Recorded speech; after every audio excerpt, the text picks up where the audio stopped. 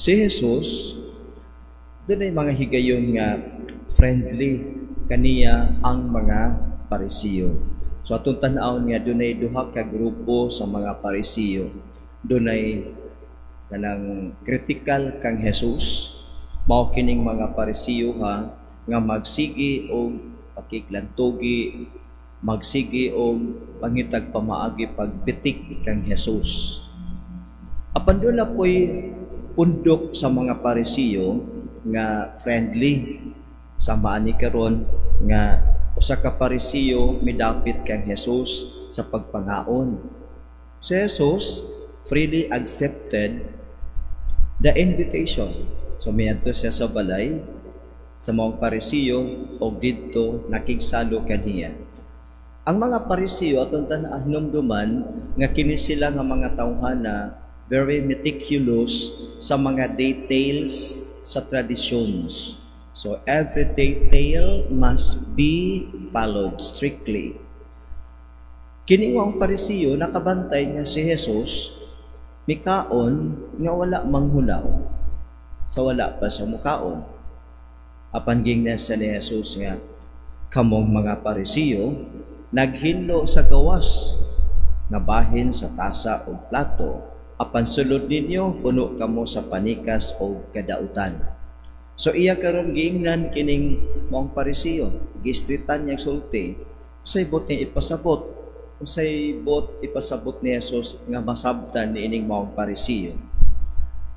Nga ang Ginoo nag-ingon nga, while it is something good to observe external cleanliness, while it is something good to observe external beauty, but the most important is the inner beauty.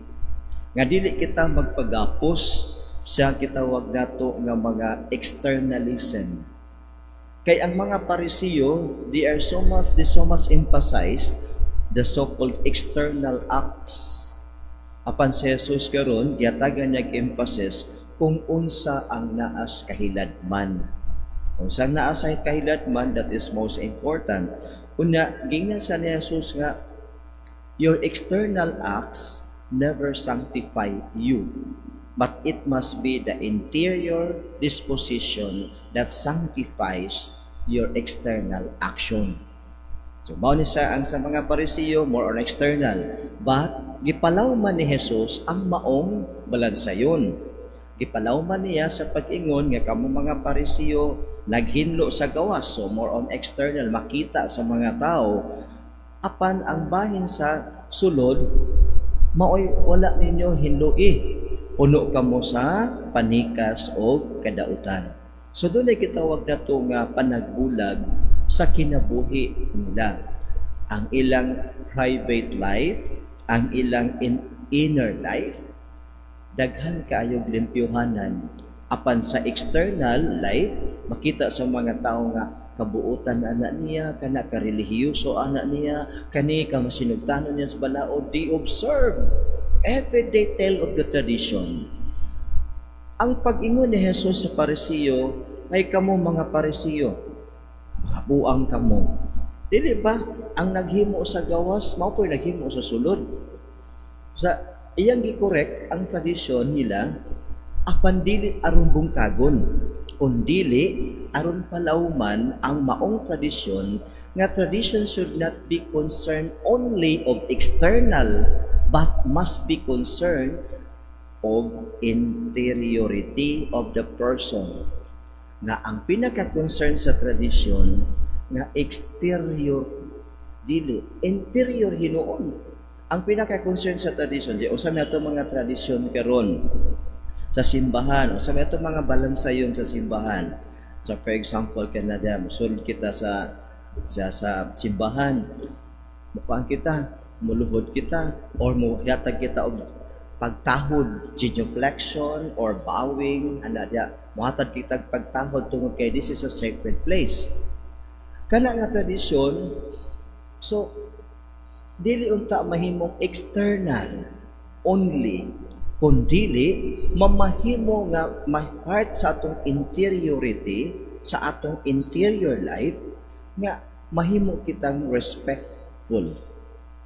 Mahimo kitang respectful and we love to practice this respect out of love. Dili out of externalism nga makita ka sa mga tao na mao ni imong gibuhat ingon ana. So dili unta na ingon ana nga concern. So gipasabot ka to Ginoo karon nga dili man siya against tradisyon. Apan ang tradisyon kinahanglan nga magdala ngadto sa kitawag interior life nga mapalawman hinuon ang atong tradisyon.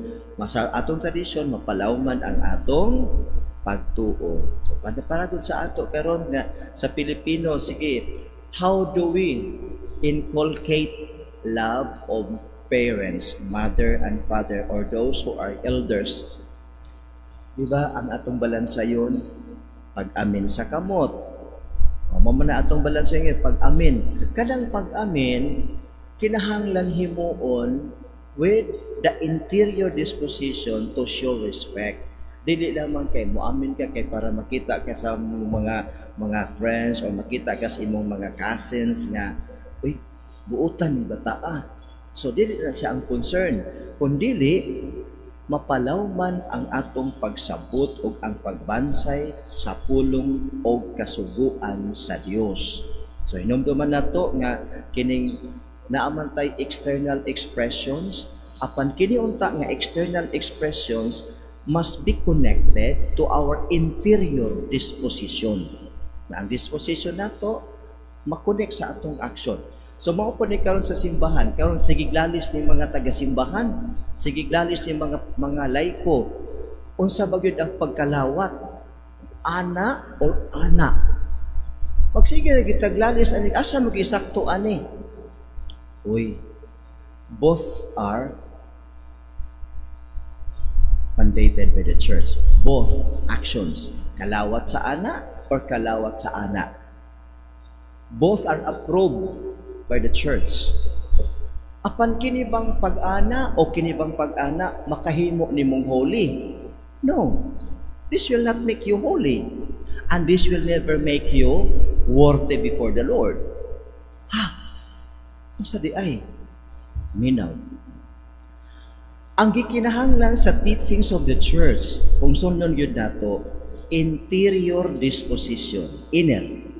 Nga moanhi ka, mukalawat ka, unya, kung conscious ka nga aduna kay mortal sin, you withhold receiving Jesus either by mouth or by hand.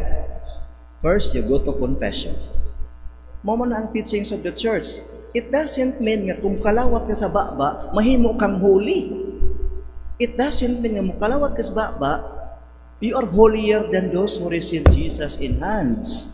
It doesn't mean like that. It must be ang atong pagkalawat sa baba o sa kamot an expression of inner disposition that we receive Jesus with honor. We receive Jesus with reverence.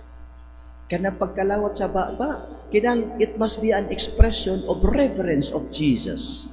Pagkalawat sa kamot, it must be an expression of reverence when you receive Jesus.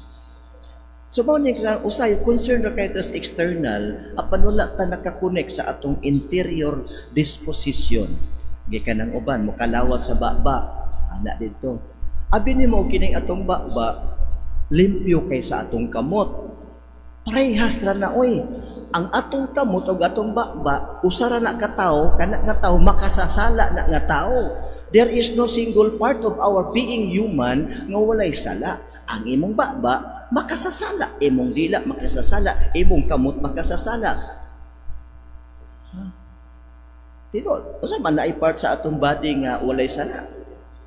All makasasala man nga itong tibok pagkatao ana siya dito. Mo na nga needed ang interior disposition. If you are conscious that I did something mortal sin, I have to clean first myself. Where? To go to the confessional and be forgiven. Mo na siya ang teaching sa simbahan. Wala man mag-ingon ang simbahan nga kung kalawat ka sa baba, you are holier than those who receive Jesus by hand. Kini po mo kalawat sa kamot, Tarungon po nato kay kining atong kamot, this must become the throne of Jesus. When you open your palms, let it be the throne of Jesus. The throne, trono ha. Unya na may uban mo kala mag-ana tuod, pero pag ihada transparent nag-ana na daan ang kanang murag kaning paak sa alimango pag butang to i-intercept dayon. That is improper. So, atong tanawon ba, kinsa man atong gikalawat? Si Jesus. Kinsa man akong gigidawat sa akong kamot? Si Jesus. Kinsa man akong gikalawat sa akong baba? Si Jesus. So, am I prepared interiorly to receive Jesus? So, mao na siyang problema. So, sige na taglalisan niya, which one is correct? Kini bagyong pagnganga, pagkalawat sa baba, o kini pagkalawat sa kamot? Pero kung mabalik kita sa kanang sinugdanan sa Eucharistia, pagtukod sa Eucharistia, uwak man gipanghungitan ni Jesus ang kantong iyang mga apostol. Kung sa maingon ni Jesus, dawata kini ninyo nga tanan og kana, o dawata o gidawat. Kung sa mo pagdawat, usually we use our hands. Unya mingon pa gani si Jesus, ang magtuslob niining pandir sa akong kalis, mao ang magbudhi kanako. So unsa no pagtuslob imong anaon imong baba? Kamot ang imong gamiton, ituslob nimo unya kaunon. Only in the time of history nga daghan ang mga desecration nga nahitabo. Mao na nga the church mandated sa bata mo kalawa. But the church also later on allows us to receive Jesus through our hands. But mao nang atong tarungon pagdawat nga we receive with reverence. Dili lamang kay we receive masaing ani na without inner disposition. So again, your external actions never make you holy. Instead, your holiness, your inner disposition must be reflected, must be manifested through your external action. So, doon ay connection. Whatever way you receive Jesus in communion, there is no question about that. By mouth, no question about that. By hand, no question about that. What is important is you know, nga, if I receive Jesus here, it must be with reverence. It must be with utmost faith. Mo bitaw nga pag-ingos pare, lawas ni Kristo, what you are going to do is you proclaim.